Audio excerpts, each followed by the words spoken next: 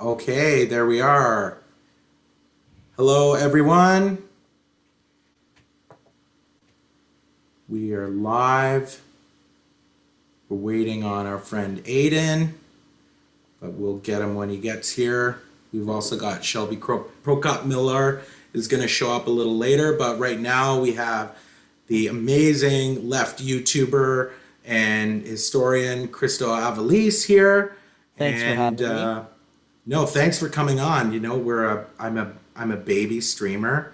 I don't know if there's streamer lingo about like what you call young ones, but we're brand new. Yeah, we're new streamer. I mean, that sounds great. But it's it's kind of a perfect time to start doing this sort of thing and talk to people that I think are cool and that I hope other people think are cool. Yeah. And there's not a lot happening on Saturday nights anymore with the No, global I mean, people pandemic. can't go out like they used to, right? People can't go out like they used to. That's a good point. Well, I think what we wanted to talk about today was what is going on in the United States of America. Yeah. It's been a pretty busy week down there. Yeah, yeah. Yeah, And, yeah, and I yeah. think that Yeah.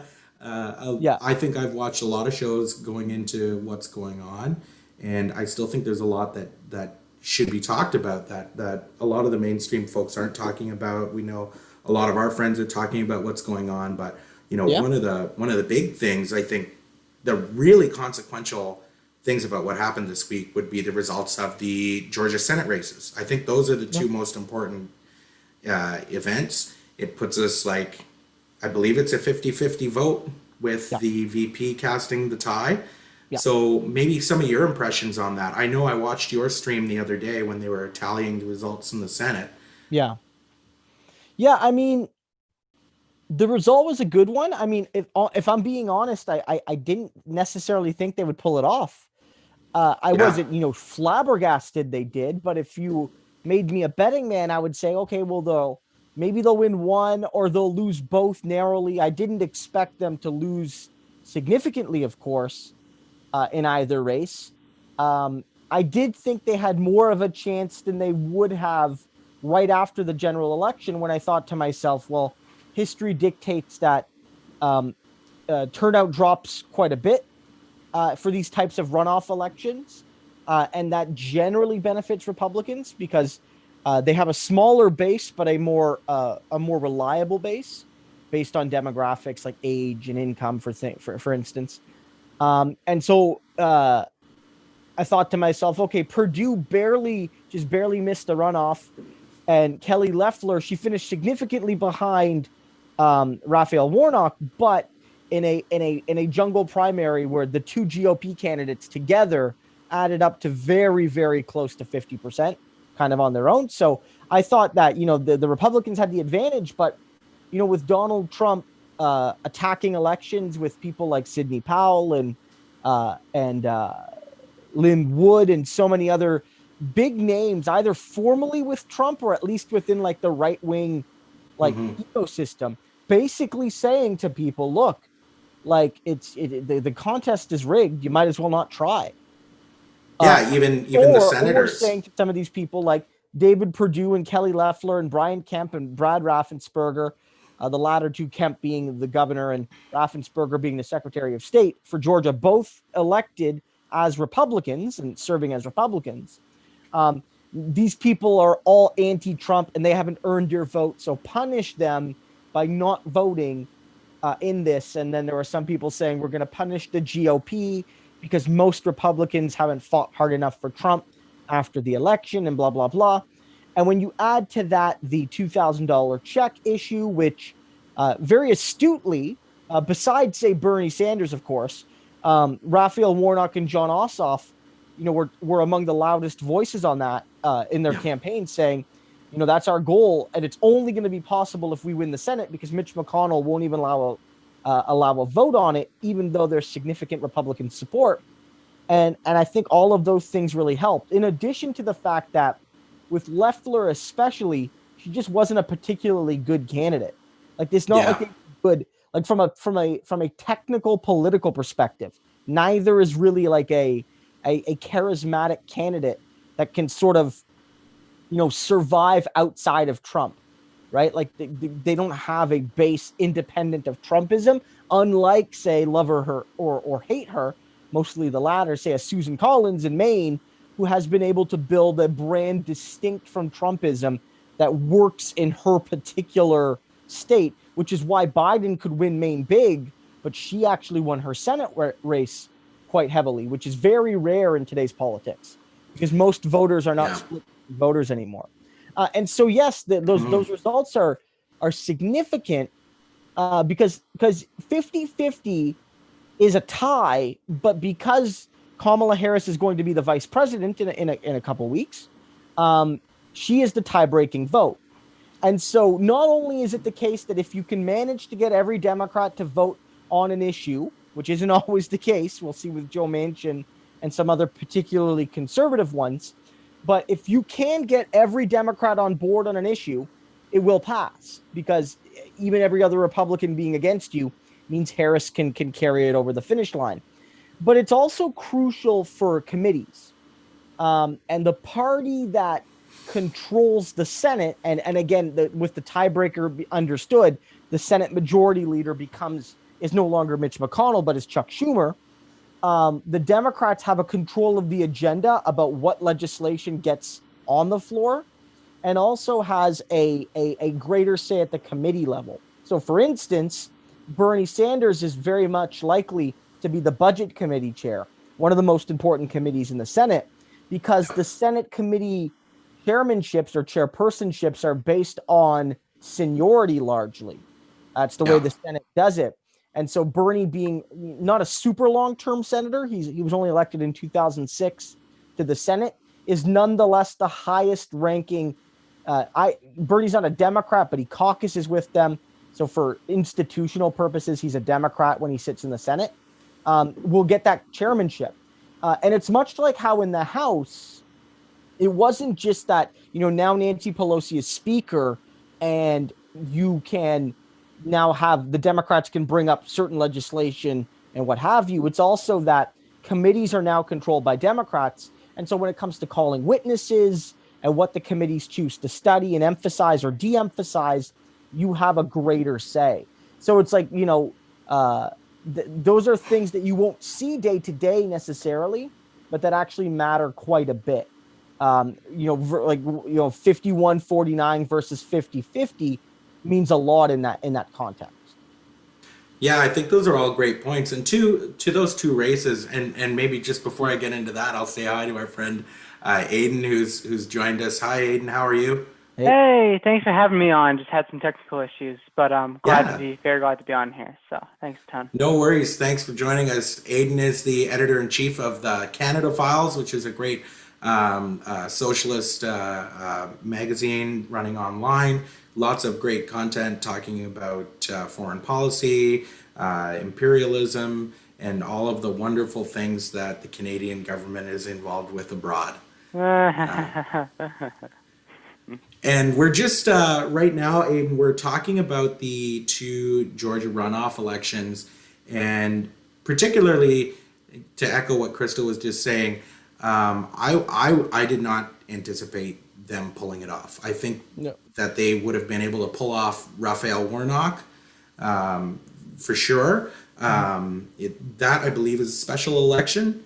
Was a special election. Yeah, so in this case, there was two elections. One was the standard 6-year term. Yeah. David Perdue was elected. I believe he was elected at the same time that Kamala Harris was elected to the Senate back in 2012, and or 2014 or something of that sort.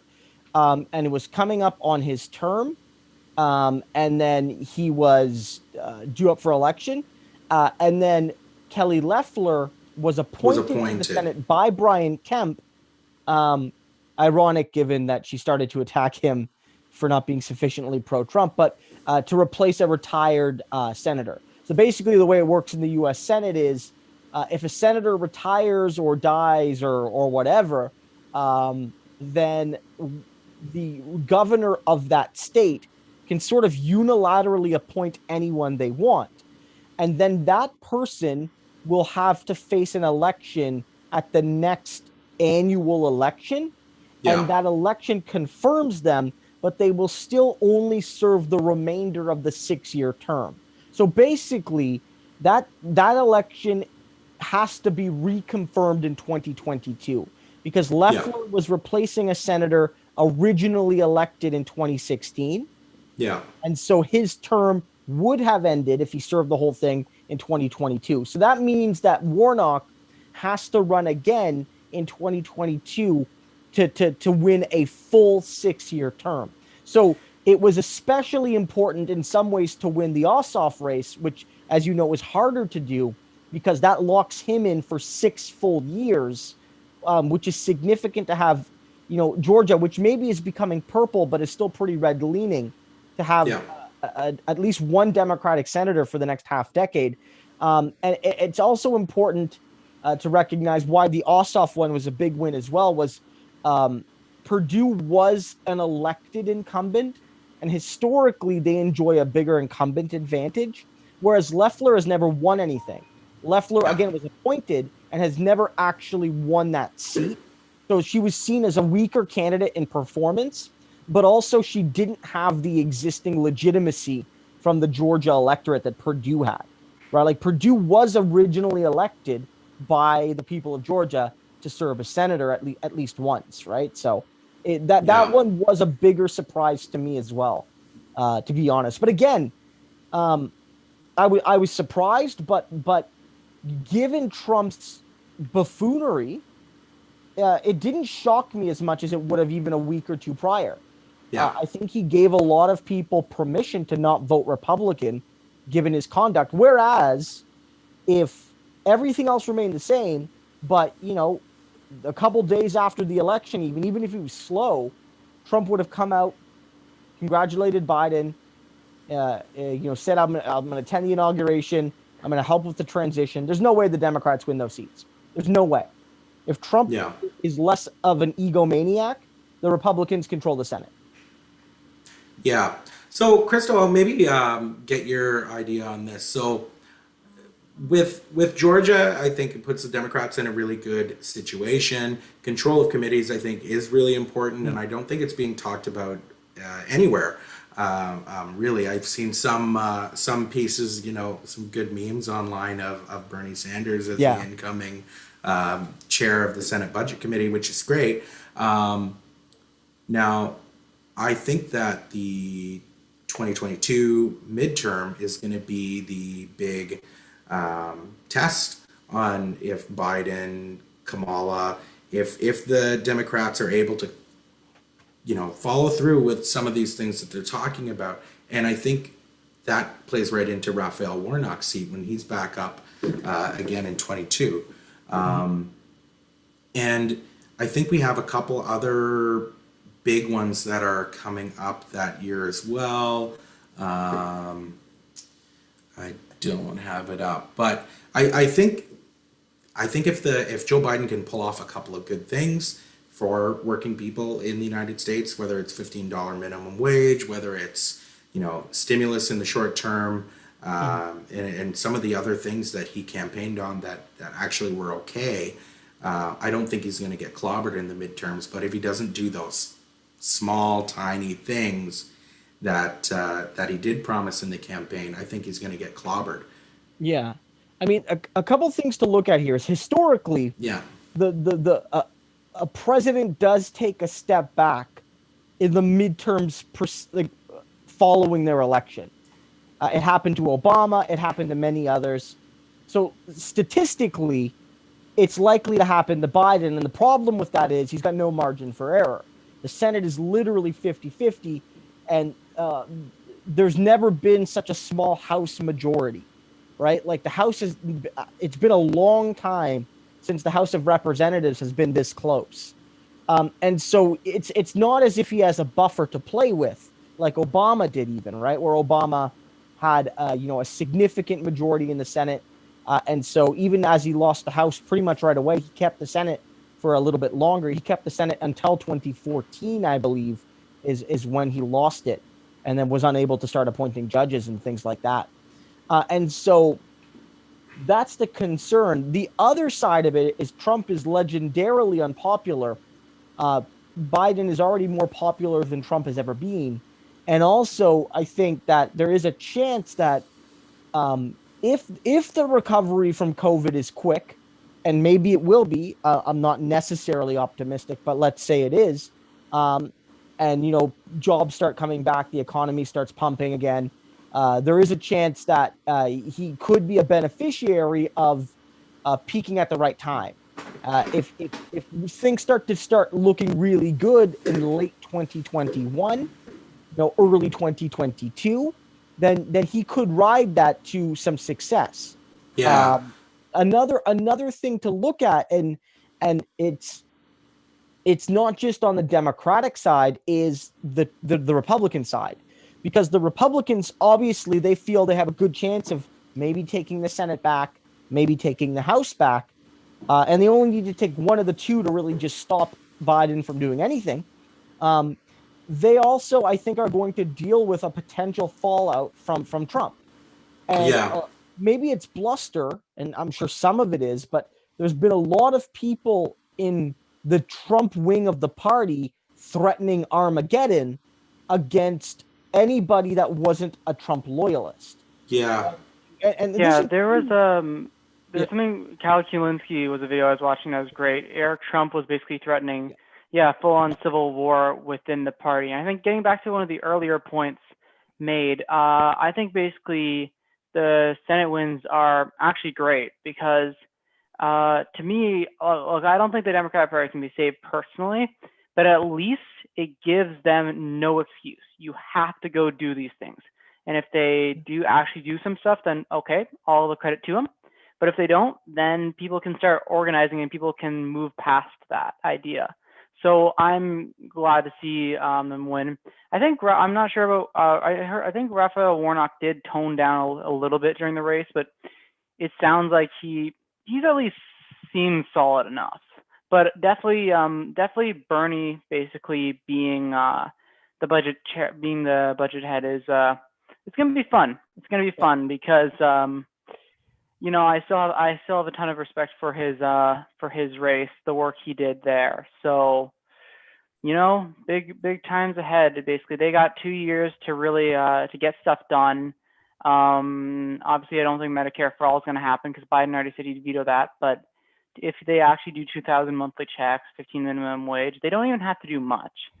They just have to do a semi-decent job, like you said, and I think they have a real chance at this in 2022. Yeah, I mean, I think that's a good point. I mean, obviously, because there isn't strict party discipline like there is in Canada, it's like you're going to need to at times find other votes. Like if you're at 50-50 and Manchin votes against you, well, maybe you can get Murkowski or Collins or whatever to vote with you on an isolated issue. But you're right, it does take away excuses from the Democrats, right? They'll still try to make them, of course, but it makes it easier to demand things and harder for Biden to simply say, can't do it. We got a Republican Senate. I certainly think that's a good point. But you're right. And I was going to reference that exact quote. Eric Trump went on Fox News and essentially said, the MAGA movement's not going anywhere. We are going to punish every cowardly Republican that when the chips were down wasn't there for my father. And again, I don't know how successful that will be, how widespread it'll be. Will they just target a few people? Will it be primarily grassroots and you'll see a lot of Trump types run in safe red, House districts and stuff to replace Trumpers? But the possibility is that the Republicans could have a real civil war on their hands, and maybe more organic and more challenging than the Tea Party, which was basically just Koch brother AstroTurf. I think this is like this MAGA movement might actually be more organic and driven by like a true hatred of the Republican Party.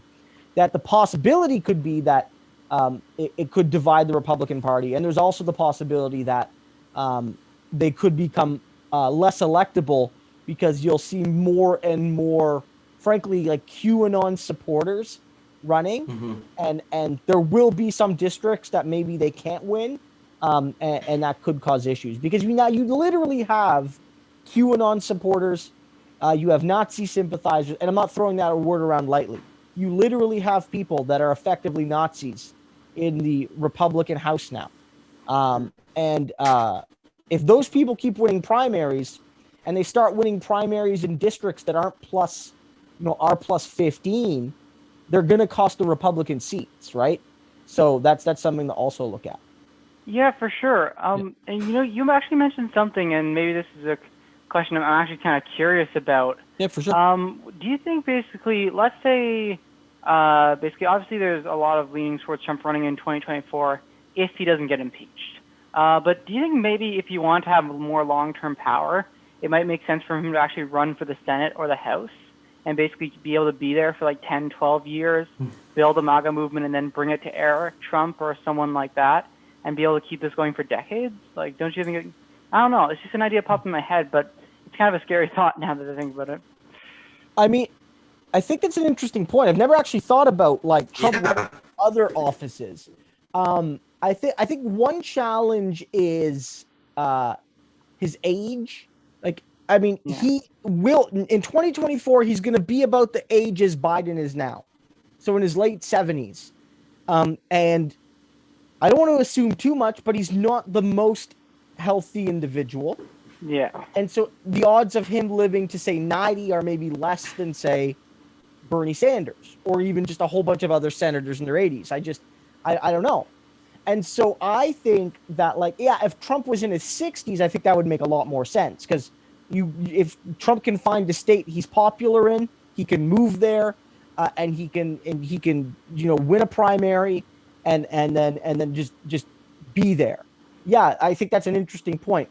But I also think it's like an ego thing. I don't think Trump would ever want any job but being president. So I don't think he would run for House or Senate. And in terms of him running, I don't know. I mean, I always knew he would consider it. And that was the rhetoric, right, early on. And I still think you're going to see him talk about running probably for the next 2 years. Yeah. I don't know if he ultimately pulls the trigger. As you know, there's impeachment. I think he's going to get impeached again, but I don't know if they have enough votes in the Senate to actually convict. Yeah. There are some Republicans that seem to be willing to do it, but even if you take the 50-50 Senate, and I'm not exactly sure when Ossoff and Warnock get added, but if you take the Senate as 50-50, that means I think you need 17 Republicans or 16. I don't know if it's 2/3 or 2/3 plus 1. But let's say you need 16. Well, I could say you might find 6. You might have Murkowski, Collins, Romney, Sass, Toomey, and then after that it gets hairy, right? Yeah. You got 5 or 6, and it's like who's willing to do it? And so I think again, what's most likely is he'll get impeached, and then there won't be a conviction. And so there won't be any barriers to him running in 2024, which is a potential penalty of being convicted of impeachment, is being banned from running from office, for the rest of your life type thing. So now, much more likely is he's going to muse about running. He's going to try to punish those people in the Republican Party. But I think he's going to look to play kingmaker. And I think he's going to look to use his children as a dynasty maker more immediately. There's a lot of rumors that Ivanka Trump might seek a run for Senate by primarying Marco Rubio in Florida. There's been a lot of talk about that. I don't know if that'll be super successful or how sold that is. I can see it. Yeah? I can see that. I think that's totally doable in Florida. That have shown that when you poll for president, like who do you want to see run in 2024? Trump is far and away the number one. Pence is often number 2. But when you remove Donald Trump, when you exclude him, saying besides Trump, Don Jr. is often in like 3rd place, maybe 4th, with a not a massive number, but probably, frankly, similar to where his dad polled before he started winning. And so I wouldn't put it past one of the Trump children running in 2024, if not Trump himself. But I don't think Trump would run for the Senate. I don't think he would do it. I don't think so. Even if it makes more sense, right? No. Yeah. Thinking about him sitting in other offices, I think, I don't see him in the House. I don't see him in the Senate. But I don't see, well, I wouldn't be as absolute about governor or mayor of a big city. I think those positions have a bit more flexibility than being in the House or being in the Senate. And I think also a more direct access to people. And he likes Yeah. people. So, being close to people as say, governor of Florida or governor of, I don't see it happening, but maybe in New York, maybe he would try to run there. Yeah. He could I even don't think try, he's not going to yeah, ever, look, Trump in the mid 2000s maybe could have gotten elected as mayor of New York. He was seen as a moderate, correctly or not, seen as somebody who could cross party lines. But like the Trump brand is poison in any blue state now, right? yeah, But yeah, I think you're right in general that if he was going to run for something besides president, an executive position makes more sense. He would want to be like the boss, quote unquote, yeah. of whatever he was, whether it's a state or a country or a city or whatever. And I think, like you said, it's not a ceremonial position, obviously, but it's a position about giving speeches and stuff. Whereas most senators, even let alone Congress people, like most people can't even name them. Like most Yeah. Congress people are invisible, right? Like Yeah. they have to wear their ID badges to the Congress because no one knows what they look like, right? Like it's like MPs, right? Like outside of really really big politicos and outside of maybe the top 10 15 MPs, like no average Canadian would know them if they saw them in a grocery store, right? Half of the Trudeau cabinet, I have no idea who Yeah. they are. Yeah. Yep. Like yeah, well, it's like Pierre Trudeau had this famous saying, criticizing the opposition backbenches, basically saying, 200 yards from here, you're nobodies, right? Like, is what he called them, which I think was a bit smug and maybe not a nice thing to say, but not necessarily inaccurate. Yeah. Yeah. So maybe we'll move on from Georgia and this sort of speculation. I'm going to say hello to the chat. We've got Shelby's in the chat. She's going to join us in a little while. We've also got Handy and Jesse. Jesse wants us to talk about UFOs, but maybe we'll talk about UFOs a little bit later on. This isn't the Tucker Carlson show. Yeah. Like maybe someday we'll do a special on UFOs, but I think we're right into creating our niche, but maybe someday we'll get into UFOs. But Aiden, maybe some of your thoughts on what happened at the Capitol the other day, which is the other big piece of news. We've been talking about Georgia for the last half hour, but what happened in the Capitol and what are your sort of initial thoughts on that? Yeah, it really caught me off guard. Admittedly, I actually didn't even know that there was the big rally planned on the 6th. But I think especially once I realized it was happening, I just assumed the police would block them. They wouldn't be arrested. They wouldn't be like touched by the police really.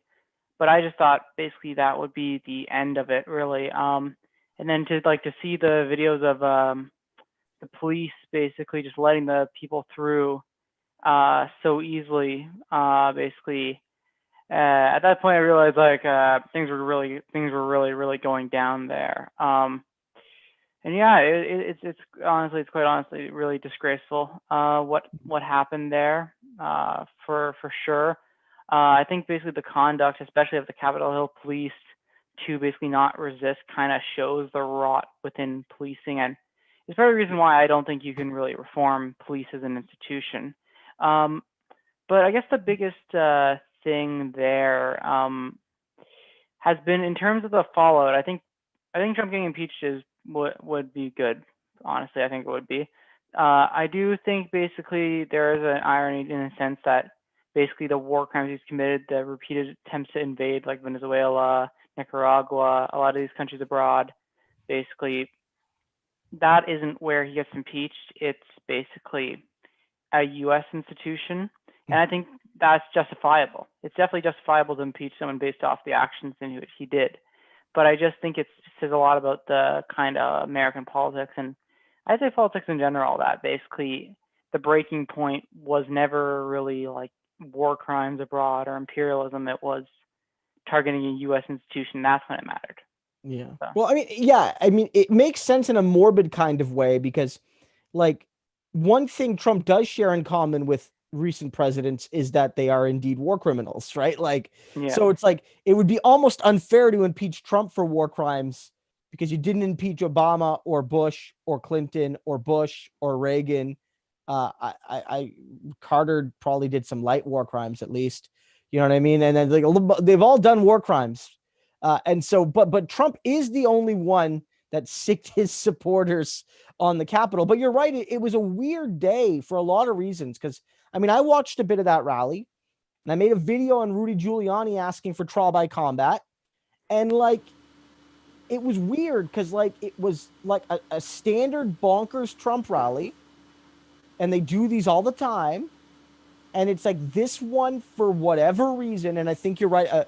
The police sort of just letting it happen, but also, and not to defend those particular officers that did that necessarily, but also a failure to adequately staff the perimeter. Like that is fair. Yeah. Like, so like, you know, in some cases, these officers were clearly outnumbered and one of them was killed, right? Like, yeah. You know, but I think one argument is that because we now know that both the DC mayor and the Maryland governor, again, the latter is a Republican, basically offered to help and were rejected. In the days before, Maxine Waters and the DC mayor had raised concerns about a lack of security in the run up to this.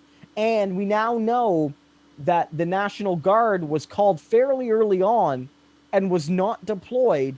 And we now know that Trump rejected that effectively. At least initially, he loved what he was seeing and did not want to send the National Guard. So, yeah, it's like the police definitely stood aside. We do have some images of police officers taking selfies with the thugs that entered the Capitol. But it really is this surreal moment. And like, on the one hand, like, there's certain elements of it that are, you can't help but laugh a little bit, but then again, people died. People had Molotovs. Some of them have guns. Some of them had zip ties. Like, maybe not the majority of the people that busted in, but at least a sizable minority of them had the intent to kill members of the U.S. government. Like that, or at least take hostages. Like, You know, they were like the zip ties shows intent.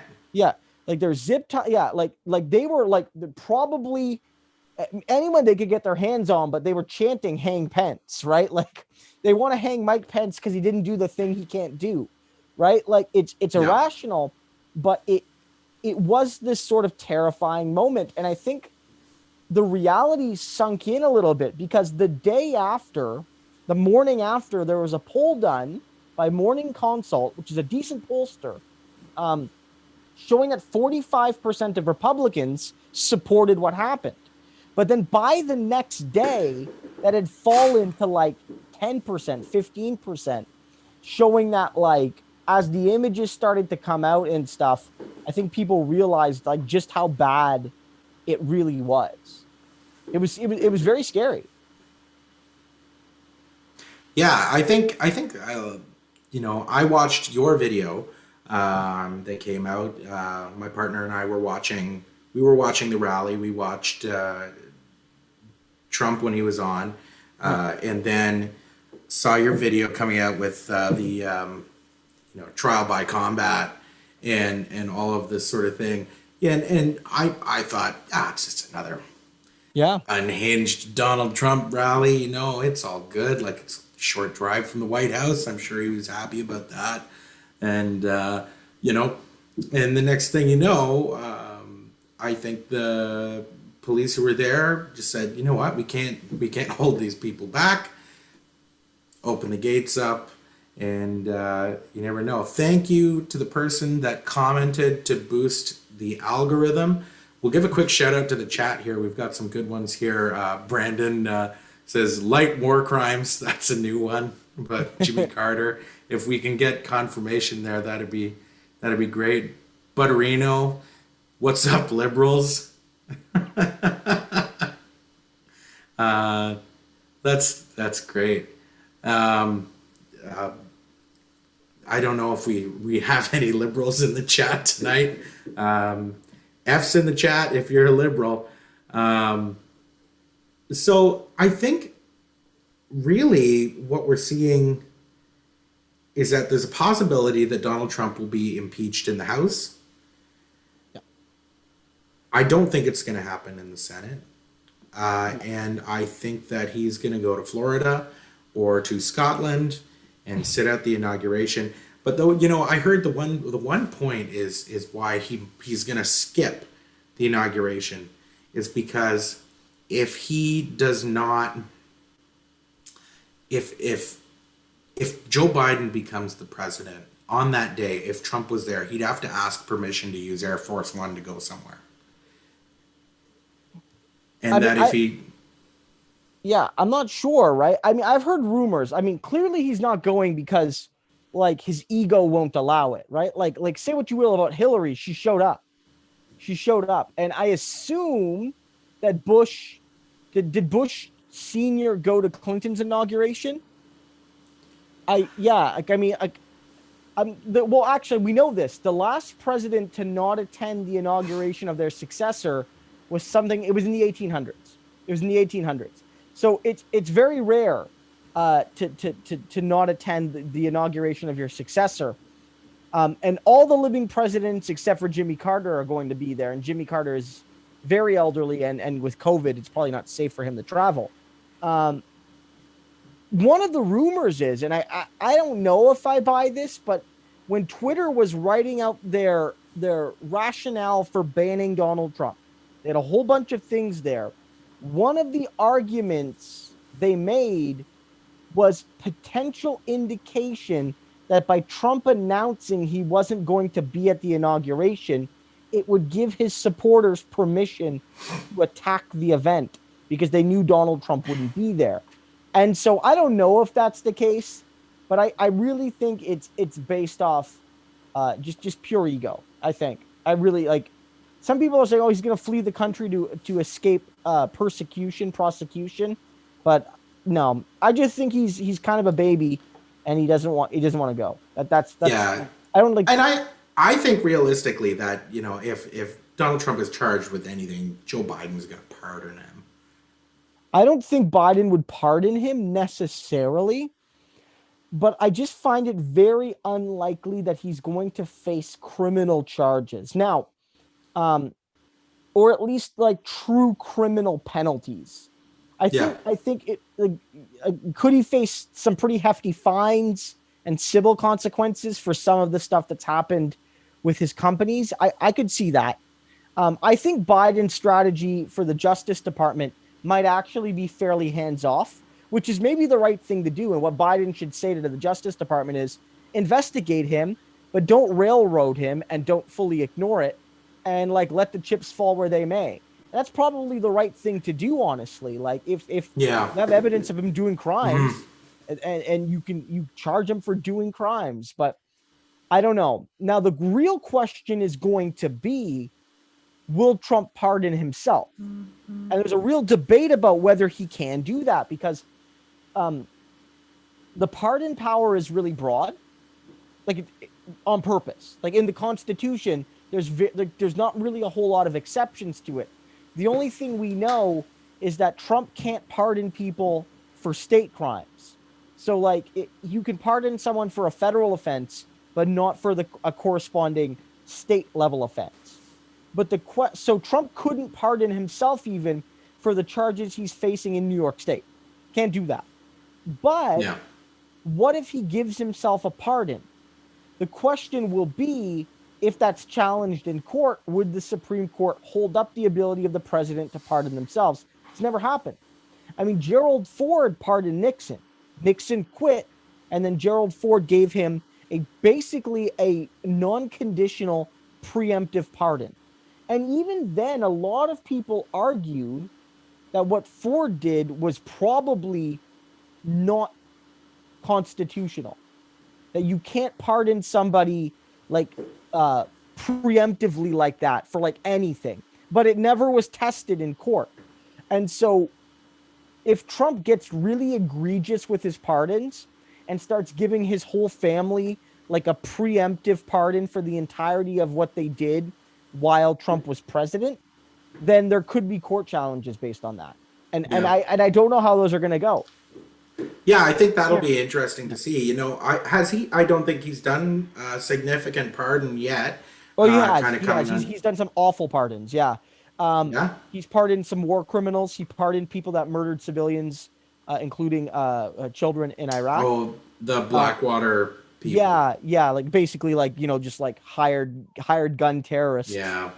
He's also pardoned Mike Flynn, Roger Stone.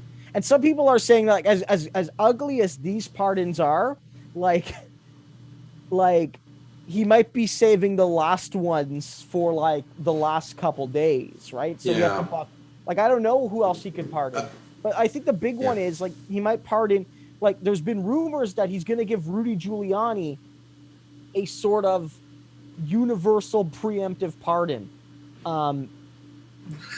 You know, like things like that, right? Get out of jail free card. Yeah, because some of these people have done illegal stuff for him, and likely like haven't been charged with it yet, and probably won't be as long as Trump controls the government, but could be maybe after he's out. And so again, the powers of pardon have never, like the limits of it have never really been set. And so again, there could be a case where Trump does say, I am pardoning myself for everything I did while president, right? Like giving myself a full pardon. And so you cannot even charge me, you know, whereas a normal pardon is usually someone gets convicted of a crime, there's usually some sort of injustice and the president pardons someone. Like, you know, with Obama, one of the rare good Obama decisions is pardoning Chelsea Clinton, right? And so she was allowed Clinton? Huh? Chelsea Manning, you mean? Chelsea Clinton. Yes. I did not mean the daughter of Bill and Hillary. I meant the civil rights hero. Yes. No, you're right. But yeah. And so that's what a pardon is usually used for. But it's rare to do this post, like this preemptive one. And that'll be interesting if he does that. Yeah, for sure. I think it was mentioned in passing, but I want to mention in terms of, obviously, Trump was banned off of Twitter. I think we all know that recently. That one was kind of one I'm very torn on. I think I'm glad to see him basically off the platform. Basically, at the end of the day, like reasonably in terms of inciting violence, a lot of these things basically, definitely, his actions meet the grounds for it there. But it kind of, it's two fronts are my concern. I guess the first question is basically, I guess it's more of a hope, is that I really hope people think that isn't the end. Basically, you don't just basically, his platform like isn't just going to instantly disappear. So I think basically people are, celebrating that a little bit too much, because I think you're almost going to actually spur a right-wing social media network disconnected from the internet giants. And in terms of movement building, that actually might help the political right, which is one of my concerns. But also the other concern, and I guess this is part of a general, in terms of like the framing of terrorists, right? Basically, because there's no doubt that people that attacked were white supremacists, but a lot of these crackdowns on social media, basically the left has been targeted severely, like for years before this. I remember basically even back in 2017, 2018, Lee Camp, who's probably one of my favorite comedy hosts, was talking about how like 800 journalists and alternative outlets in the U.S. got censored by Facebook. And so you're already seeing certain like certain left podcasts and certain left accounts starting to lose a lot of followers and some getting suspended. And so I guess I mean, maybe this isn't directly connected, but I just worry that a lot of these social media platforms and like big tech and the Democrats are going to use this to target socialists and the left. They're going to use that to crack down on dissent. And they're going to say that basically that radical left activism is dangerous to the state, therefore crack down on them.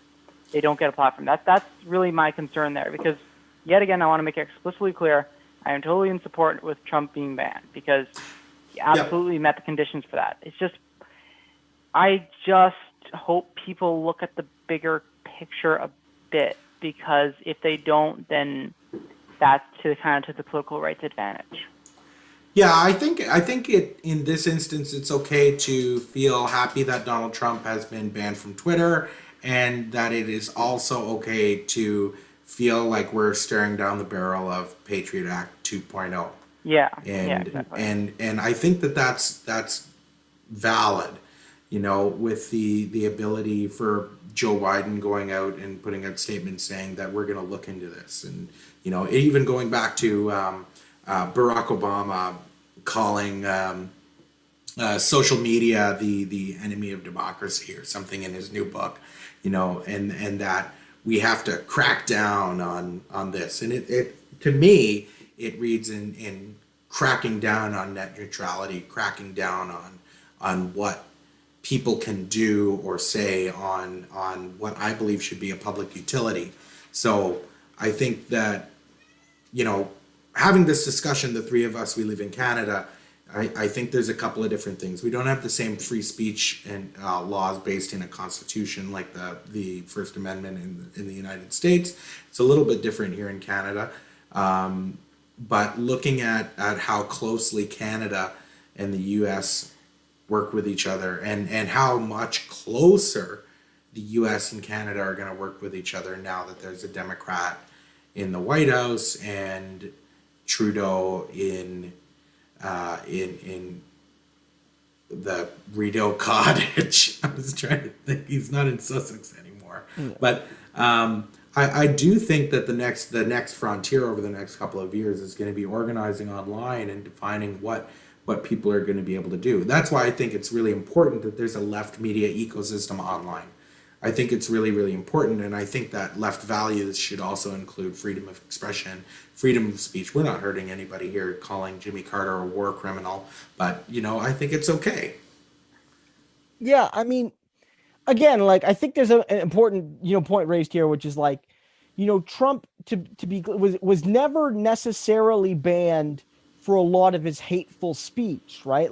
He's been hateful on Twitter for longer than his presidential run, I assume, but was banned when you could make a reasonable argument that he was inciting violence. And at least under Canadian law, the incitement of violence is not necessarily covered under free speech.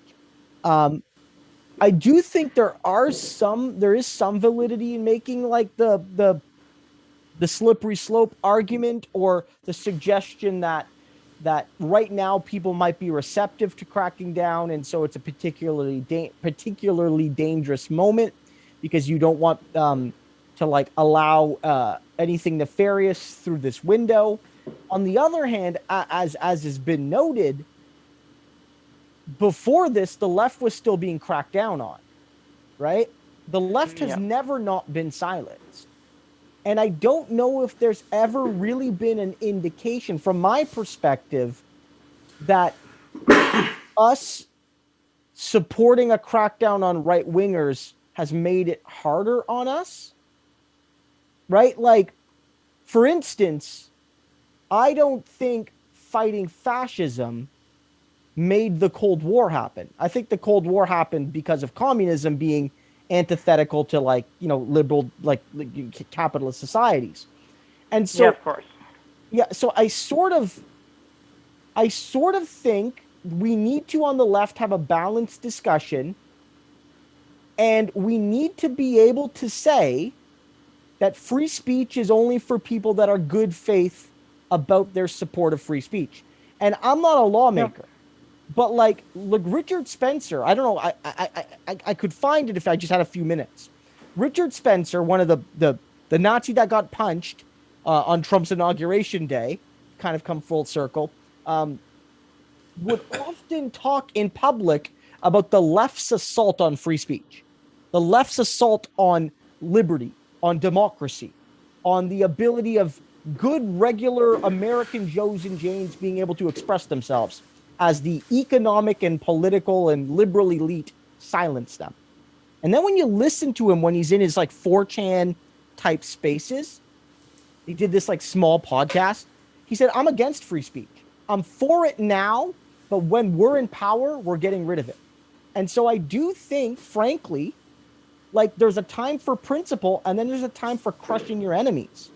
And if we can silence a few fascists, maybe it's worth it, because again, it doesn't matter. If they want to attack the left, they'll attack the left. If we could take a few fascists down, then maybe it's good, right? Because again, this will not embolden any attacks on the left. It won't. The attacks on the left will come if they'll come. It doesn't matter. It doesn't matter. That's my perspective. So I think there's sort of no, it's a fair one. Like, because like again, the censorship in Cold War, Canada and the United States did not start with communists trying to ban fascist publications. Like, it did not start with that. It started because, Canada wanted to crush communists and labor activists and the CCF even and things like that. So I don't know. I'm a little bit more hardline. Like, if you're not good faith about free speech, I'm not going to defend your free speech. I'm not a liberal. I'm not a Voltairean, defend your death the right to say it. Like, no, I'm in favor of banning some speech. Like not like Holocaust denial, ban that shit, right? Like, you know what I mean? And put someone in jail. Yeah, well, yeah. Of course. Yeah, No, I think I'm not basically in any way. No, and I know like, you're not. No, arguing, I know. I just think I'm a little bit like, I don't know but I don't know what the answer is, right? And I'm not a lawmaker. So when it comes to drawing that into a law, or even like a terms of service for a quasi-monopolistic social media like Twitter, Facebook, Instagram, whatever, I don't know. I don't know. So practically, I don't know how to implement that, right? And I won't pretend to. Yeah, I think that's a great point. No, what do you got, Aiden? Yeah, I was gonna say it's just a really it's a difficult one, because your point in terms of the fact that basically the powers that be will actually repress and censor the left regardless is a fair one. And I think basically in this case, Trump really does pose an imminent danger. So yeah, I think basically there's 100% reasonable grounds for it. It's just, I think the end game is really that social media needs to become a public utility at the end of the day. And I think basically the answer even might be, and it's going to be miserable to try to do, I think the answer might be like basically a grassroots social media network, which is yet again, it's a pipe dream at this point, but one that's actually controlled by the users. There's an interesting Canadian Dimension interview. I can't remember the exact one, but there's this author on like what a socialist internet would look like, and raised a few interesting points there. And so I think nationalization in the short term is a great idea in terms of basically the big three, especially Google, Facebook, Twitter. But I think in the long term, I don't know. It's definitely, especially like capitalist governments are inherently going to repress the left. Basically, even like the honest thing is that basically if you had a really real burgeoning socialist movement, there's a chance even social democrat governments might repress that. Like that's the honest. There's a chance that might happen. So there's like an uncomfortability with any kind of with government control, but corporate control is even worse. So there's no easy answers here. I think we can all agree on that.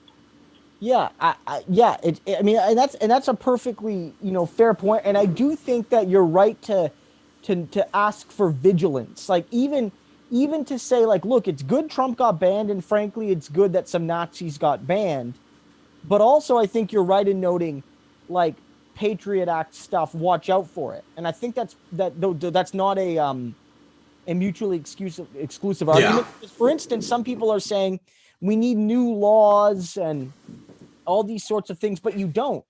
Like, these people already committed crimes. Like, you don't need any new laws to hold these people to account. They were, they committed violent acts, they trespassed, they committed property damage. You could charge them under existing anti-terror laws and sedition laws and these sorts of things. And so it is fair to note here that when you do see some people pushing for like new laws to like hold these people to account, I don't necessarily think you need that. All you need is somebody willing to enforce it. These people film themselves. It's like Jimbo. Remember the old Simpsons? When like the Jimbo and Kearney and Dolph like were like video recording their crime spree. Like, do you remember that episode? One of the classic episodes? Like, that's what they did, right? So like the laws exist to punish them. And so I think that's where I'm more concerned, is less on the social media side and more on the like, what kind of like excuse will this maybe bring up for some people to pass like new like anti-terror laws? Like that might be a concern for me. Yeah, and I think basically there's I believe it was Shelby Prokop-Millar, apologies if I'm not pronouncing the name right, did a column in the Toronto Star, like, about the general issue of calling it terrorist, because you mentioned Patriot Act 2.0 basically as a potential real risk there. But I think, I guess one of the reasons why I brought up the social media concern is because you look at the Russiagate narrative basically that went on for years, really, is that basically that transferred to Canada. Basically, you had Freeland, you had the media, and I can't remember the name of the minister, unfortunately, who was talking about this. But essentially, this narrative of basically the danger of Russian election interference and a lot of these things that are used against even the most mild of social democrats, basically, there's just a historical pattern of these U.S. fear-mongering, and these basically not fear-mongering, but the U.S. trends, they do tend to impact Canada. And especially with Twitter, basically, there not being a separate platform, basically, I guess I just want to explain why I have that concern, because basically we all use Twitter in Canada, basically around the world. And until we have separate platforms, basically, yeah, I think we just really have to be vigilant, because those narratives transfer. And I want to emphasize this. Our media sucks. Yeah. Our media sucks. It is just as bad as American media. It is harder to prove because they don't blatantly lie as they just ignore and they obfuscate, which makes it more difficult to combat, in my opinion. But it's still dangerous, really. And I think basically those kind of narratives, especially of using against terrorism, because let's be real here, who is that going to be used against if like you had terrorism, like the big terrorism laws, these big updates? Basically, it's going to be used against Black Lives Matter protests, against Indigenous nations, against Indigenous solidarity. Yeah. That's where it's going to be used. Like, for example, in Alberta with Kenny, with basically already making the pipeline protesters like terrorists and then making that terrorism. Like, now that I thought about it, there's kind of already a bit of a pattern there, basically. So if that comes to Canada, it's a real danger, I think. So. Yeah, and there was also debates from some people arguing that even calling these people terrorists, which under any reasonable definition they are, is like it. The argument was that the term terrorist in like a Western context is almost inseparable from like racialization and like othering, whether based on race or religion or ethnicity or what have you. And so any discourse around trying to like punish terrorists, even if they're white supremacists, has a real risk of always boomeranging on to racialized people. You know, say Muslims or African Americans or what have you. Yeah. It's a reasonable point. We've got everyone's favorite Twitter troll, Shelby Prokop-Millar, in the house. Hey. Hi. Hi, guys. Hey. How you doing? We're talking about, well, I think you were on the chat, but we're talking about how the media is going to call activists terrorists. I think that's what it's coming down to. I remember back, I'm going to age myself a little bit here. Back in 2012, during Idle No More, I was a part of a number of barricades up here in Central East Ontario, where I live. and I was called a terrorist, by people that live up the road. It's a very real thing. Russiagate didn't happen, but the effects of Russiagate in the media, I think, is really real. And I wish I could remember the name of that minister that you were talking about, Aiden. And maybe Karina Gould. I think it was Karina either Gould. Karina Gould or my MP Maria Monsef when she was the minister. I think it was Karina Gould. I think it was Democratic Institutions Minister. Yeah. I think that was what it was. But it's definitely strange. I think people also tend to forget that Stephen Harper also implemented an act that would essentially people who would protest the economic prospects of Canada would be considered terrorists under one of his bills that ended up being, I believe, was supported by the Liberals and then was modified later on, I believe. Forget what bill that was. C-51. Yeah, C-51. I remember I was out on the streets for that. I think I went to Ottawa. I mean, I definitely think that with that, there's very much a double speak in Canada, because you'll see it from Liberals and Conservatives in particular, though, like this argument of like foreign eco terrorists or foreign eco activists trying to weaken Canada's oil industry, when like Canada's oil industry is like entirely foreign, right? Like it's like the people who own Canada's oil industry are multinational conglomerates, most of them based in U.S. corporations. But it's like, when the Koch brothers fund environmental disinformation in Canada, it's investment. When some U.S.-based organizations maybe try to fund environmentalist groups in Canada, it's international eco-activism or eco-terrorism, right? So, yeah. Soros bucks. Yeah. Which is anti-Semitism on top of everything. Exactly. Yeah.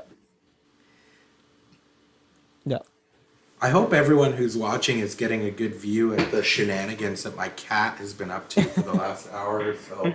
I don't know if you see her over there. What's her name? This is Louise. She's gorgeous. You hear that? I'm wearing headphones. She can't hear you, but she understands. She knows it. So she walks around here every day. So yeah, I think that we've just had a really good chat about censorship and free speech, and I want to try something new here on the show. I know we're just 4 days old, but I'm going to try something new.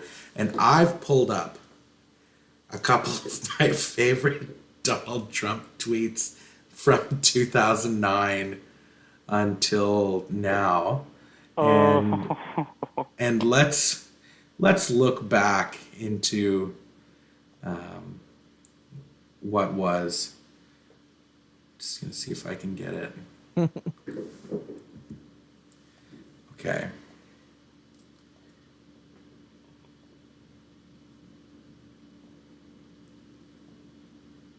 Okay. Can everyone see these? Yep. Okay. Do you remember this one? This is great. This is in 2012. Thanks. Many are saying I'm the best 140 character writer in the world. It's easy when it's fun. Oh my God. Well, he did call himself like the 240. I think when they moved up, like the 140 Hemingway or something. That's the thing, man. This guy, see, that's the thing. Unlike most politicians of his age, he used Twitter. Oh yeah. It was not just like, I mean, he used it for politics, and it's the reason he became president in many ways. But like if Trump never would have ran, he would have been an avid Twitter user. Like, he likes the platform. He probably loves getting the likes and retweets and the quick, short, punchy things. And I think this really underlines that, like, he's probably sad because he likes using Twitter and can no longer post on Twitter. Like, ideology aside, He's just sad he can't use the platform anymore. Yeah. And who is I think it's interesting to think like who has done more for the platform in the last 6 years than Donald J. Trump. Yeah, it's a good question, right? He doesn't have quite the biggest account. A few people have more followers than him. I believe Barack Obama, a couple celebrities, like biggest Twitter. Let me just. I'm always curious about these things. Twitter. It's probably someone we've never heard of. It's probably Jack. Okay, well, I think this is updated as per. I don't know when this was. Did they remove Donald Trump? This is from a Wikipedia page, and it was accurate as of yesterday. And it was Barack Obama with 128 million, Bieber with 114, Katy Perry with 109, Rihanna with 100, Cristiano Ronaldo with 90 million, Taylor Swift with 88, Lady Gaga with 83. Trump was in and around those. Wasn't he around 80 something? Yeah, probably around 80. Yeah, 80 in the high 80s maybe. Let me see. I have the picture I think of him getting deleted here. So in any case though, like he was one of the biggest voices on the platform in raw terms. And some of those celebrities don't really use it all that much. Like they're followed for their notoriety, but they're not necessarily avid users of the platform. Okay, here's another just completely unhinged one. He was still the president when this came out. He called Bette Midler a washed up psycho. Jeez. Yeah. Like, pour one out for the king. Like, this is insane. Yeah. I spent the last 4 years of the Donald Trump presidency, I never followed him. Same. And so when it started to happen, that we knew he was going down, I started going. There's a lot of websites to preserve these. Yeah. Apparently, most of the @POTUS ones are going to be in the library. But isn't this hilarious? Like where was it? This is gold.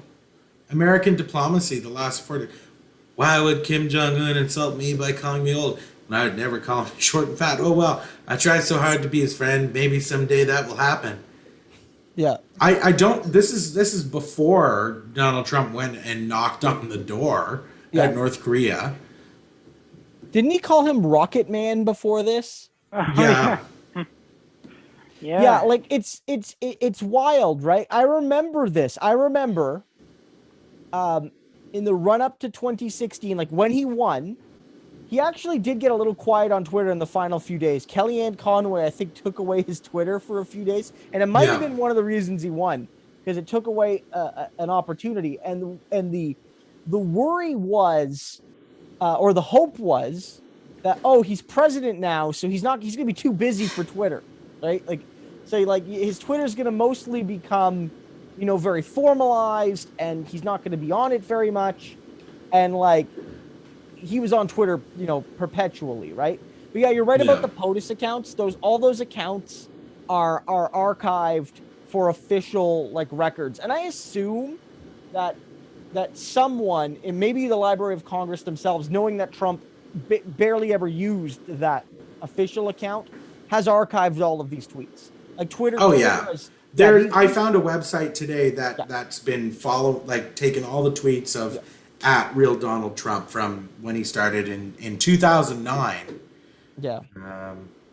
North Korea fired off some small weapons. Yeah. Swamp Man Joe Biden. Swamp Man Joe Biden. Like, we could have used that on the left. It would have been pretty good to hear Bernie call Joe Biden Swamp Man. He misspelled Joe Biden too, which is the hilarious part.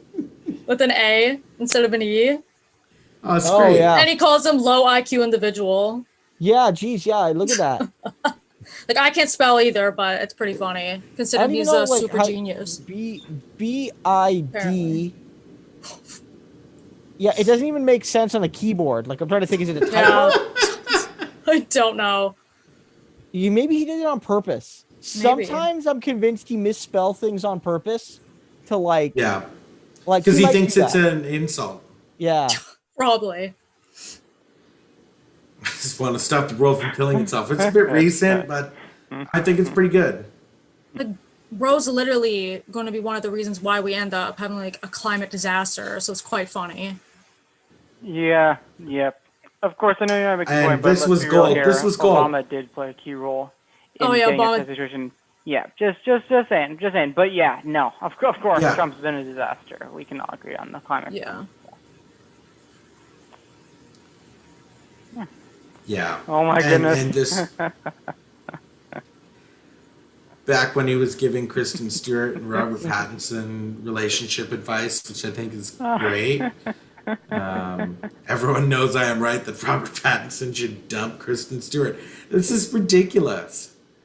But he was the president. Look at how few likes back then they got. It was when he was back when Donald was as young as our show, and if only I could put this kind of wisdom out into the world, I'm gonna feel very, very happy. I think I've just got one more. This is my favorite Donald Trump tweet. I looked about this for everywhere. Best line in the Elizabeth Warren beer catastrophe is, "Dear husband, thank you for being here. I'm glad you're here." He's supposed to be here. Jeez. I find it really funny. I'm sorry that you don't find this as funny as I do. No, there's something about Donald Trump though. Like he can be like legitimately objectively funny. Like there's not like Yeah. like there were moments, especially in his 2016 campaign, where the man was legitimately funny when he was roasting like Marco Rubio or Ted Cruz. Like legitimately. There's a reason why like this awful human being like nonetheless was so popular, like it had all these popular TV shows, and it's because there is like at least situationally some charisma there, right? And so he's funny. Like Donald Trump can be really funny at times, but you see that on his social media from time to time. Yeah, I think it's a dark humor for sure. Oh, definitely. When you look at the fact that the guy has the nuclear codes yeah. and is spent so much time attacking Bette Midler or Elizabeth Warren or Robert Pattinson and Kristen Stewart on the internet. It's really funny. I think this is like it's so funny. But like what's next? We've got the inauguration is next week. What do we think's going to happen? And maybe I'll throw it over to Aiden. Yeah, sure. Obviously, it's not an easy thing to predict. I mean, my bet is the police will probably be there in a lot greater numbers. If there's anything you know about institutions, and especially like institutions like police, when they're kind of caught with their pants down per se, they'll probably beef things up in the hopes of, quite frankly, having a relatively stable event, and the media will then just sweep this whole incident under the rug, likely, is realistically my bet, which, I mean, sounds cynical, but I could see that coming. But anyways, I don't see anything happening in terms of any danger towards Biden. And I think basically from everything I've seen, basically, like, Biden's going to become the president. Basically, that was the kind of the last gasp of the right's real big efforts. I think basically, and like this is like is something I consider sometimes once in a while. I almost consider the strategic elements of what would be for the other side, because I think that's something good to do to consider how to like oppose them and block them. Is if you're actually trying to basically perform a coup for Trump, this was actually one of the stupidest things you could possibly do, especially on this day. Basically, if you actually were serious about this, you would have mobilized more people. You would have basically done this in more places. My point being, I just see it as this was the moment. That was the moment, basically. If the right was going to seize power, that was the moment. And now they are scrambling for cover. You can crush them. You can crush them. You can crush them right now, basically, if the right actions are taken, really. But yeah, no, I just don't see any major attacks or things happening. I certainly hope not, because while I despise Biden, I think as much as many, I think also basically there does need to be a peaceful transition, even if I really don't think America is a democracy. There still needs to be a peaceful transition. Yeah, no, I mean, yeah, I think that what happened is probably going to raise the level of preparedness. Now, of course, I mean, like, who knows? If you would have asked me if that would have happened, I would have said no. I would have said, okay, they're going to protest. They're going to be a bit rowdy, but like nothing really is going to happen. That's probably what I would have said. Inauguration, though, I mean, I think like people realize it's over now. I think that people saw that there was a lot of backlash to what they did. I don't know. I expect there to be some protests. I don't think you're going to see a concerted effort to stop the inauguration like they tried to stop the count. But yeah, who knows? Honestly, who knows? Yeah. Shelby, what do you think? No, I agree with both Kristen and Aiden, but yeah, I think there's going to be protests and stuff like that. But yeah, I think like Aiden said, that was kind of their moment, and it was obviously a complete fail. And I don't think they were organized as well as they were hoping, I guess. Or yeah, it was. Yeah, I really have nothing else to add to that. Well, let's look to not so much like what's going to happen at the inauguration, but let's look at some actual policy positions that we realistically think that Joe Biden is going to do to help the American people who are suffering from if not 16, 17, 25, 30, 40, 50 years of economic disparity, income inequality records high. We've got a raging pandemic going on where people cannot earn wages. They're not getting support from government. Like, what can Joe Biden do very easily that he can turn things around for the American people? He can turn things around for the working class. What will he do? What can he actually do? What do you think, Christo? Well, there's a few things that like he could do either with executive order or likely without a 60 vote. Now you can bust a filibuster, but certain types of legislation do require, at least under convention, 60 Senate votes to pass, and that's not going to happen. You're not going to get 10 Republicans on almost anything. But there's a wide agreement that, for instance, the $2,000 checks only require the 51 votes or the 50 in the tie. I think he can get that done. Joe Manchin seems to be saying he won't vote on it, but he got huge backlash and tried to walk that back a little bit. And there might be a couple Republicans that'll vote for that. So I think, getting the $2,000 check or the $1,400 to make it $2,000 is something he can do. Getting another stimulus package out is probably something he can do. I think that he can. Now, will he? He can, through executive order, cancel student debt. I'm skeptical that he's going to do it. He may do some. There's rumors that he's considering a smaller amount, not the full amount, not 50,000 or what have you, but maybe $10,000, $15,000 of student loan debt, which is woefully insufficient, but would still be a meaningful boon to a lot of regular people. And most loan holders do hold less than 10 or 15,000. So it would benefit a lot of people. And another thing is, and I believe, I'm not sure if this is a 60 vote requirement, but it is something he's ran on, is a $15 minimum wage. I think that's very important in terms of like things he can do quickly that don't require major bureaucratic overhauls, like moving even to his public option. That's going to take time and all these sorts of things. Those are like three things he could do quite quickly, in addition to a lot of the things that he said he's going to do. I don't think he's going to move as quickly as he needs to. He's already sort of slowed his timeline down, but he can, for instance, undo a lot of the really bad things Trump did. Like Trump screwed over trans people that work for the federal government or the military or what have you. Biden can just reverse those. Biden can reverse the attacks on the DACA recipients, the Dreamers. Yeah. These are all things that don't affect a large portion of the population, but the people they do affect, they affect immensely. And so there's a lot of little things like that he can do just with the stroke of his pen. And so I hope he does some of those. Like, he wants to join the Paris Climate Accord. Whether we think that means anything or not is another thing, but these are things he can and has signaled he will do. I yeah.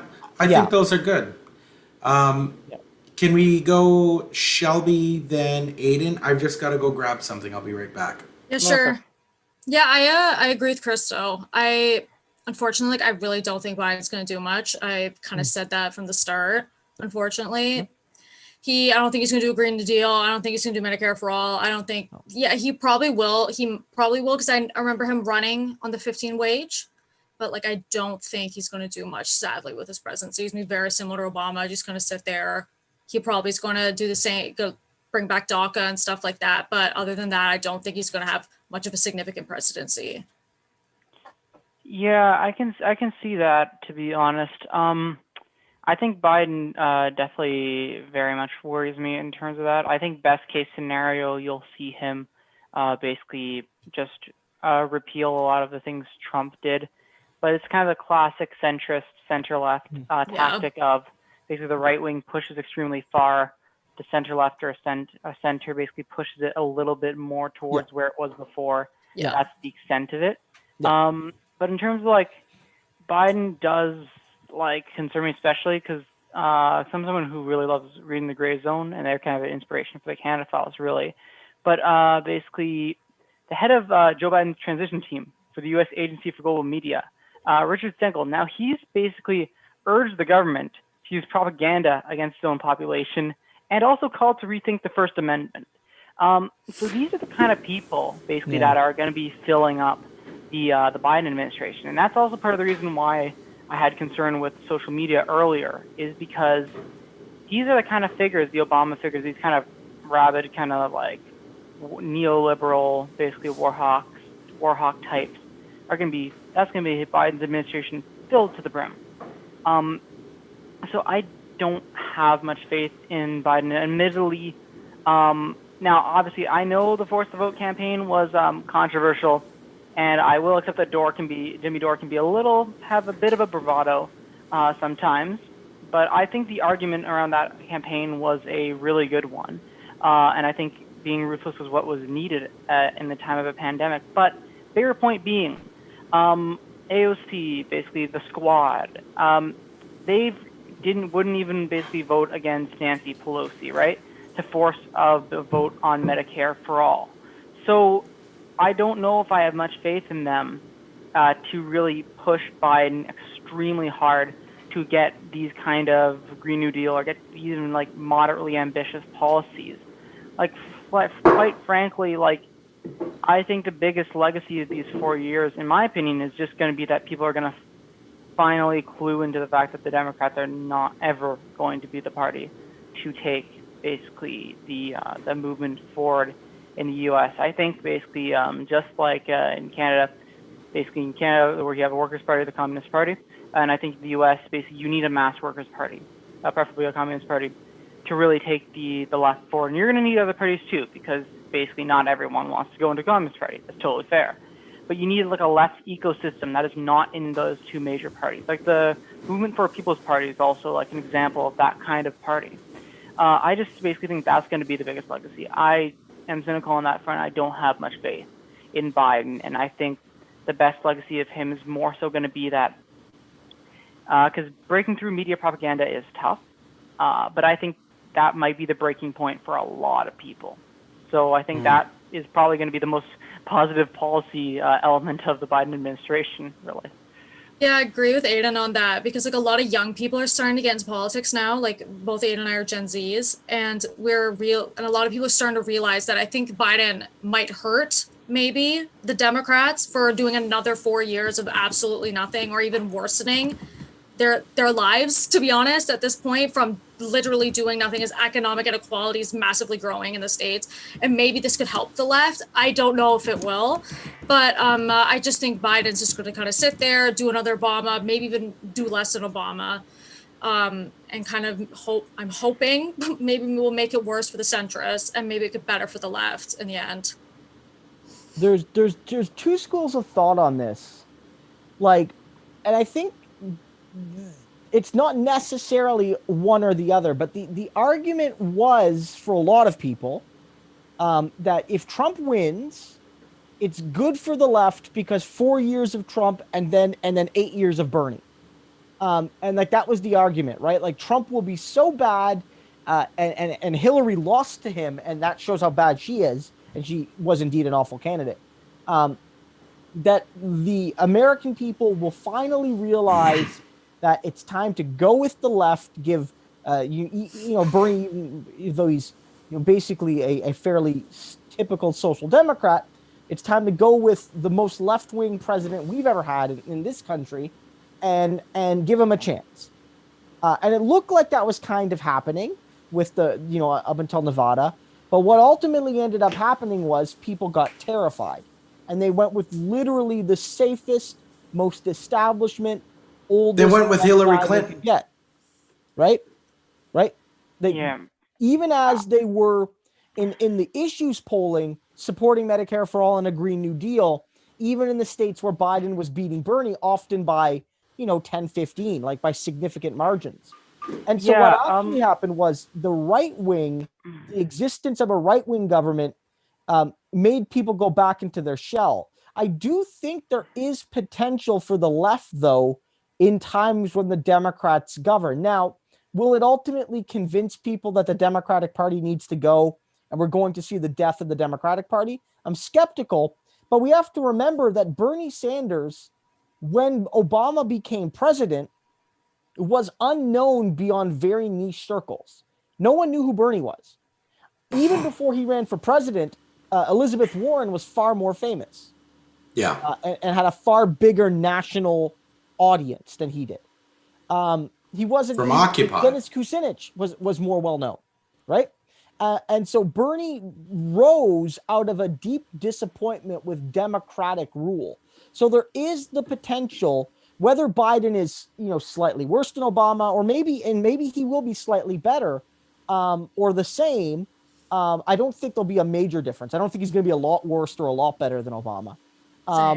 Is that, it does give the left opportunities. And one thing you can say is whether the Squad or Bernie are sufficiently, whether it's ideologically progressive or tactically progressive, they exist. When Obama became president, there was no organized left in the House of Representatives or the Senate or even in municipal politics, really. But by the time 2018 rolled around, you had Bernie's presidential run behind you, you had the Squad, and now you really do have at least something of a base in Congress, and they're already having an impact. And whether you think it was the right strategic move or not, like, impeachment is happening right now mostly because the left was pushing it. A couple days ago, even 3-4 days ago, Hakeem Jeffries, who's seen by many to be Pelosi's successor in the House, was downplaying impeachment talks. And it was Ilhan Omar that wanted to do it. And it's Cori Bush that's been pushing to expel people like Hawley and Cruz. And so in many ways, the left has already taken leadership on these core issues. And it's going to be an interesting strategy, because I think one thing that, and I don't think I would say Bernie needed to make any massive changes, is that the left in the Democratic Party needs to position itself as the supreme Republican fighters, right? Like, one of the arguments against Bernie was that he was too hard. Like, he saw the left, like the corporate Dems and the Republicans, as the same. And that made a lot of Democratic partisans distrustful of him. I think there's something to be said for the fact that the people holding Cruz and Hawley and Trump to account are the left right now, whether it's Bernie, whether it's AOC, whether it's Ilhan Omar, whether it's Cori Bush. And I think there might be some value there. When one of them runs for president, it'll be harder to doubt their Democratic credentials, because as much as we hate it, the average Democrat loves the Democratic Party. and it's gonna be hard running to win the nomination, hating that party, like that or being seen as hating it. That's a great point, Christo. I think now would be a good time to think about a Joe Biden presidency, Democratic House, Senate. What's it mean for Canada? And how does it tie into our foreign policy, our domestic policy, our trade relationship? How do we see a relationship in 2021 between Canada and the United States? And maybe I'll start with Shelby. I don't really know how much it will impact Canada personally, just because I think Trump had a lot more of an impact on Canada than a lot of people would like to admit. But I don't know necessarily Biden will do much to change anything, but that's just my opinion.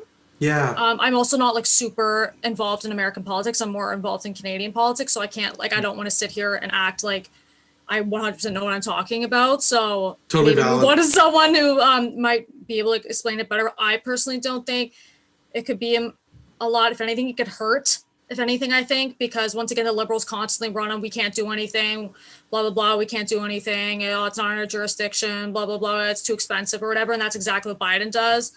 So if anything, it could hurt us, maybe, if anything, rather than help us. But that's just my opinion. And also, once again, I'm not super informed on American politics. That's okay. Maybe over to Aiden. Yeah, sure. I think I just want to jump one last point in the earlier point. Like, I think definitely, basically, the idea of you never, on the left, you never want to like push the Republicans or like the far right into power just with the idea of making people like basically almost magically come to the conclusion. I don't think it, quite frankly, is that simple. But in terms of the Bernie point, I think it's important to note, in my opinion, personally, that basically if Bernie had have ran third party, quite frankly, I think basically that effect actually might have happened. I really do think basically Bernie would have won, and I think basically, especially like people saw how much of a flat-out failure of a candidate Clinton was, and I think there was an opportunity there. I think that was Bernie's one failure, in my opinion. Really was that basically he didn't push harder there, and he didn't take that step, quite frankly, because I think that laid a real significant blow to the left, and basically made like the work of moving for a People's Party a lot harder. Honestly, like. I kind of would have liked to see Jesse Ventura run. He's he would have been quite an interesting candidate. But getting back to the earlier point, because I want to make sure I stick on track. Canadian foreign policy. I think it'll change to a certain degree in that some of these positions, for example, I think the Meng Wanzhou case is the one that's going to be impacted the most. I've written about that basically.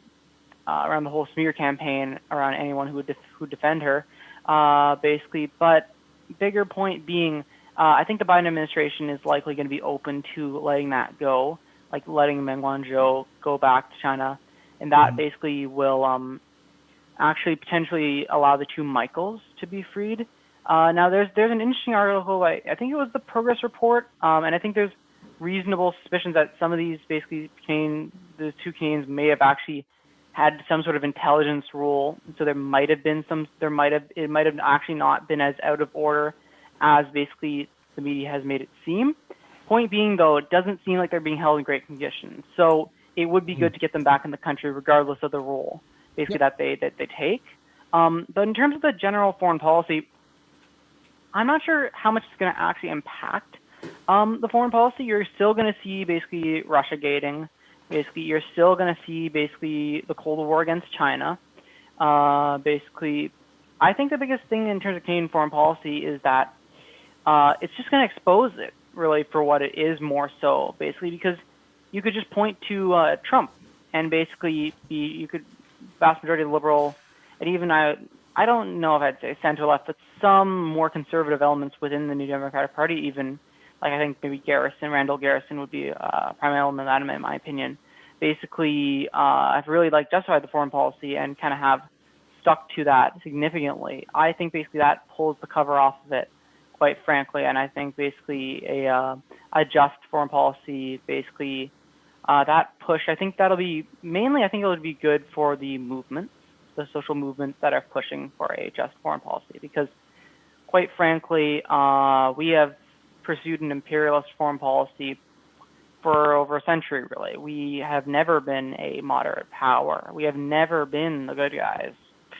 From its colonialism, imperialism, it's quite frankly, Canada has never had a good legacy. It's probably never had a single good day in its existence, quite frankly. And that might sound tough, and that might sound, oh, why is it being negative? But it's the truth. Like, quite frankly, a lot of people need a wake-up call, and a lot of people are, quite frankly, propagandized by the media. I've written and I've talked about propaganda barrier a significant bit, but I think there's like a propaganda barrier that might be open to being broken because you no longer have big bad Trump in the office. Yeah. No, I think that's very valid. Over to Christo, what do you think? Any big changes you think Canada-U.S. relations, domestic policy changes perhaps? Trade, I think trade is the big one, and I'm going to hit on it if nobody hits it. Yeah, I mean, I think, trade does play a role.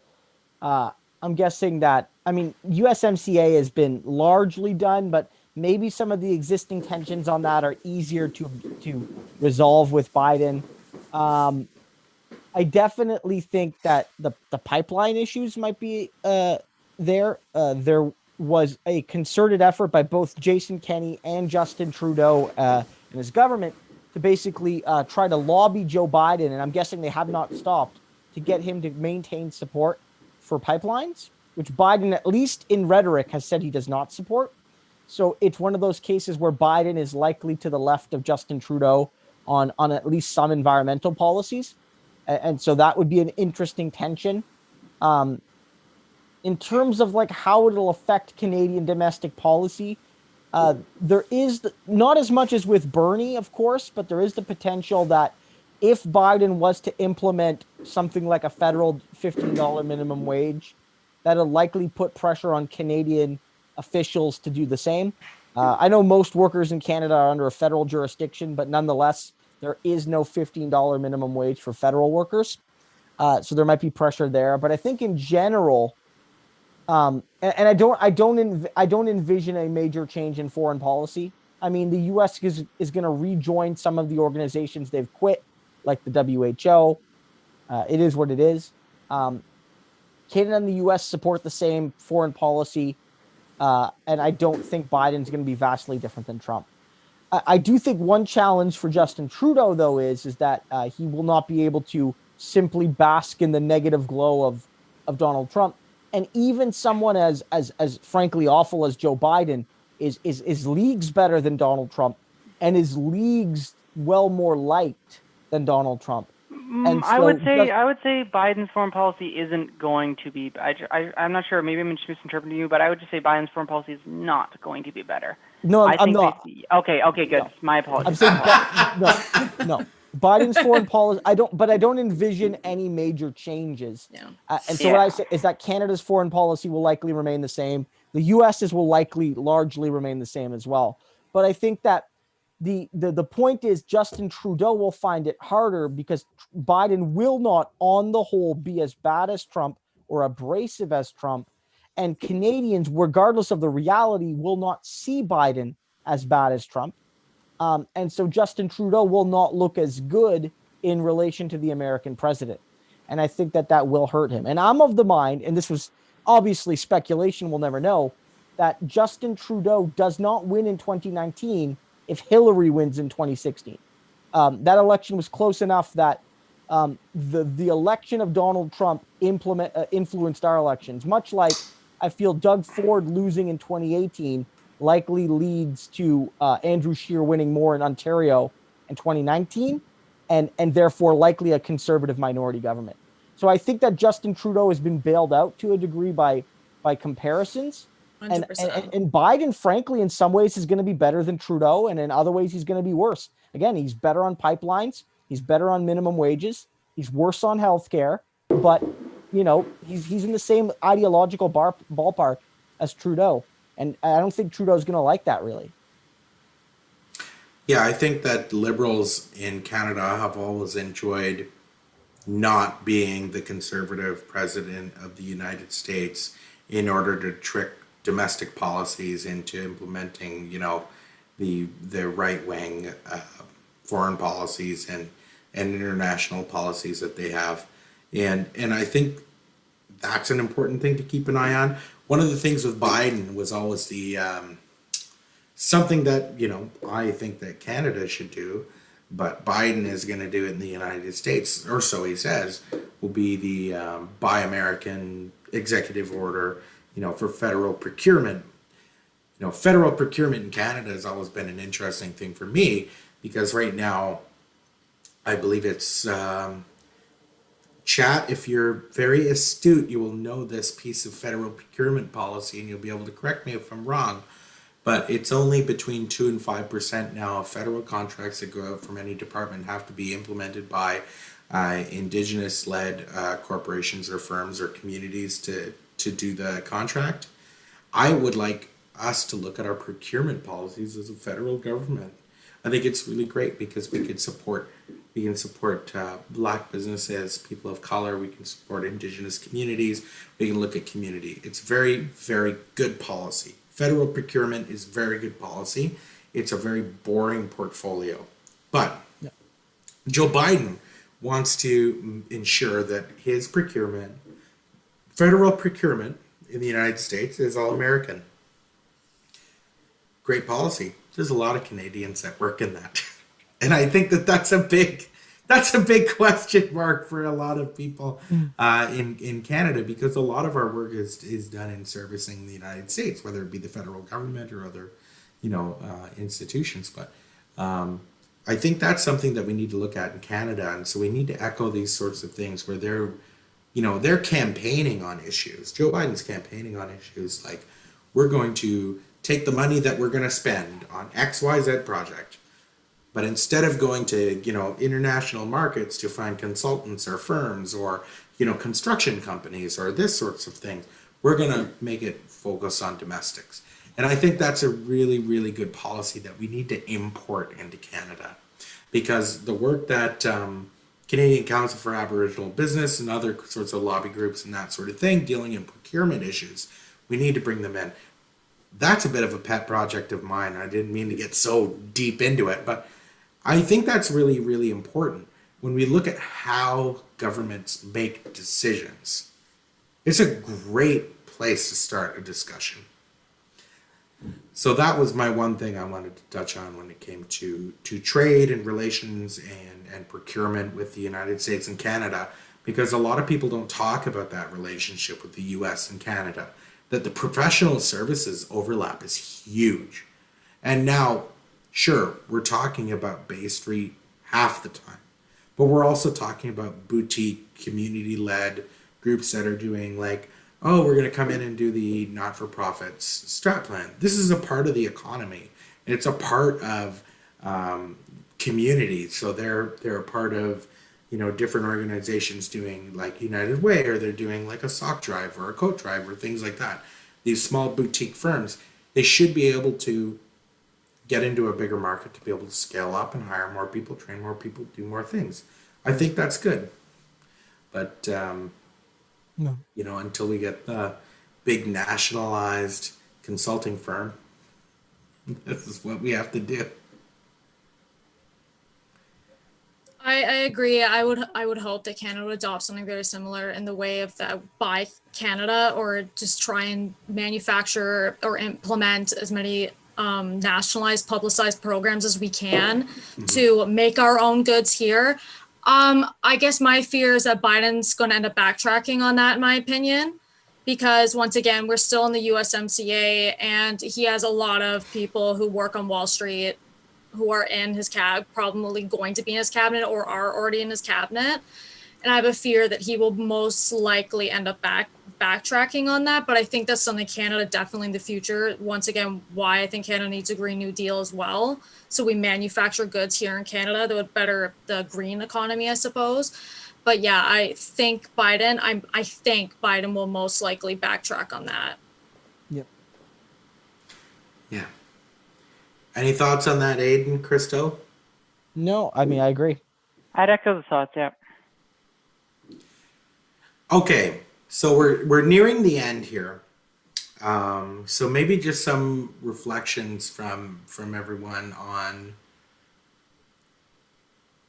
what do we think will be, number one, the legacy of Joe Biden.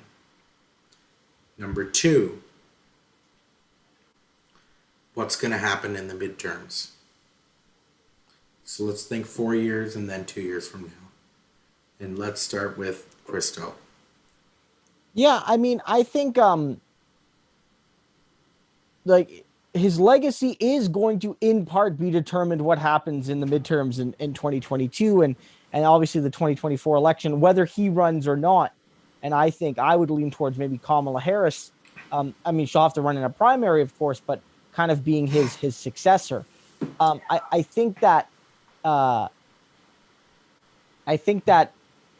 there is the potential that Joe Biden could be seen as a competent caretaker president, somebody that kind of took over during a time of turmoil based on COVID and the previous office holder, and if he does a competent job and passes some good policy, that could well lead to some good things. Although, again, I think, and maybe more likely, is if he fails to deliver and breaks a lot of promises and fails to energize and mobilize, he could be known for the person that like had that one opportunity to sort of stop the Trumpism, but allowed it to sort of roar back. And again, in terms of the midterms of 2022, again, I'm not exactly sure what's going to happen. History tells us the Democrats will lose and will likely lose both houses, given how close both houses are. But this is not a normal time, and it could well be the case that if the recovery is still fresh in people's minds, that it could be massive for the Democrats, and they might be able to make some small gains, even though they're currently in office. And of course, we have to deal with the wild card, which is that, you know, after 2008, the Republicans, they lost that election, but they had just governed for 8 years. They had at some periods during that time where they controlled both houses, and had the ability to implement their policy. While Bush outgoing was unpopular, the party seemed pretty they seemed pretty united in their opposition to Obama. I don't know if that unity in opposition to Joe Biden will exist at least right away. I don't remember massive fights in the Republican Party after 2008. I don't. There was, you know, the Tea Party thing that was rising, but like you did not have Barbara Bush or Jenna Bush, you know, the Bush daughters going on Fox News in 2008, 2009, saying they're going to primary everyone that was disloyal to my dad, right? Like, it's that's going to have an effect. And so I'm actually very interested to see what the 2022 Republican primaries look like, you know, at the Congress and Senate level, because that's going to tell us a lot. Yeah, absolutely. Thanks for that, Christo. Over to you, Shelby. So I don't know if Biden's presidency in general, I agree with Crystal totally. I don't know if Biden's presidency will have much significance other than the fact that he just came from Trump. That might make him a little bit more of a boost, even though I don't think he's going to do much in general other than maybe increase the wage to $15 an hour. I think in the 2022, I think during the midterms, I'm really unsure what's going to happen. I either think the left might gain maybe a couple more seats because we have been seeing that in the past so many elections since 2018. We just got Jamal Bowman and Cory Bush and some other progressive members of Congress and I believe maybe even the Senate, but I'm not entirely sure about that. But I either think that we're going to gain some more progressives or we're going to the Republicans are end up getting back Congress or the Senate, because I believe that once again, Biden's not going to do much again. Like Obama, it might shift a bit to Trumpism again, once again, with the primaries, I believe that you might have some more emboldened Republicans running in primaries, like Christo said. They might end up gaining seats for the Republicans, but I'm not entirely sure about that. But I think maybe in the midterms, we might see the Republicans take back Congress and the Senate, in my opinion. All right. Stark predictions from our friend Shelby. Aiden, what do you think Biden's legacy is going to be, and what do you think is going to happen in the midterms? I think Biden's legacy really is going to be overseeing the real final collapse of the American empire. I think is going to be what you see. You're going to see probably China become the global superpower, quite frankly, in the world. I think whether if you think China is perfect or not, I think basically the world is safer with China as the leading power versus the United States. But I guess the main point I would say is Biden's legacy, as I mentioned before, is really, quite frankly, going to be, in my opinion, that it's going to just expose the Democratic Party for what it is, which is really a corporatist party, which is the graveyard of the left. I think in terms of Canada, it's going to really just expose the liberal foreign policy for its true imperialistic nature. And in terms of the midterms now, 2022, I do think basically, to me, I think really the pandemic's going to go on till like late summer, potentially fall, at very high numbers. Like I'm in Ontario, we're like at 4,000 cases, I think. It's a really, really scary case. And so in the U.S., it's absolutely insane. And so I think that the U.S., the pandemic could rage on for, I don't know, like you could see the pandemic going on till like 2022, I think. So basically, if the Democrats do a semi-competent job, and then basically you can constantly ram down the throats that the Republicans had power, and then basically they got us into the situation there, you can probably use that to win the 2022. So I think they'll win 2022, in my opinion. Now, once the pandemic basically, it's not going to pass, but I think once the pandemic basically society's able to begin coping with it and kind of reopening, then I think people might basically slowly forget about that, and that chance might improve. But no, I think 2022 is pretty safe for the Democrats, in my opinion. All right. Well, thanks for that, everyone. At this point, we're just about out of time, and maybe we'll just go quickly around. If anyone wants to plug anything, we'll start with Christo.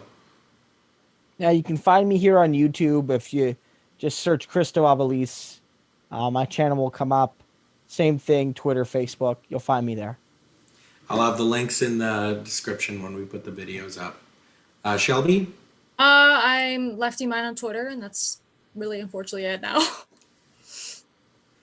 Aiden? Sure thing.